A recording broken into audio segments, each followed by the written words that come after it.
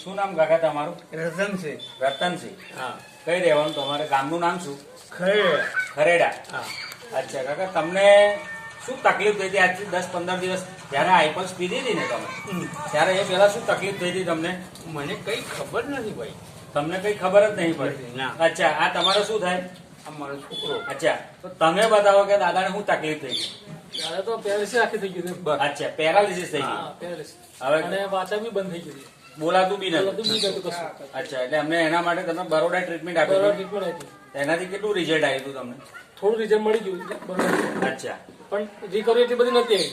અચ્છા. પણ આ દવા પાયા પછી થોડી વધારે રિકવરી આવી. અચ્છા, એટલે કેટલો ખર્ચો મિનિમમ ત્યાં થયો છે તમારે? 1.5 લાખ રૂપિયા. 1.5-2 લાખ રૂપિયા ખર્ચો કરીને એટલું રિઝલ્ટ નતું આવ્યું જેટલું આનાથી આવ્યું છે. હા.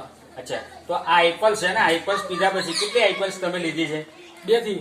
બે થઈ. આ બીજી થઈ ચાલુ કરી, હા, ચાલુ. પણ રિઝલ્ટ તો તમને એક જ બોટલમાં મળી. એક જ મળી. એટલે કેટલા ટકા રિકવરી તમને લાગી હતી? આમ મને તો 80% રિકવરી આવી ગઈ.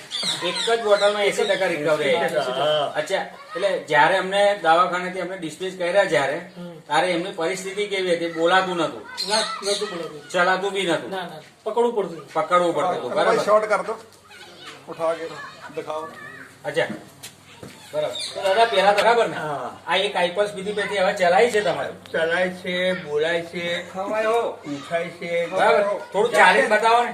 जाते ज खाए हो અચ્છા. કશું નહીં, કશું નહીં, કશું નહીં થાય. અચ્છા. આ દાદાને ચલાતું નતું, હા. પેરાલિસિસ થઈ ગયો હતો. એક બોટલ આઈપલ્સ આપણે આપી છે ઇન્ડો સેવાની, ત્યાર પછી આ દાદા ચાલતા થઈ ગયા છે. એ લાઈવ તમે જોઈ શકો. આજે કઈ તારીખ થઈ? આજે 26મી જાન્યુઆરી.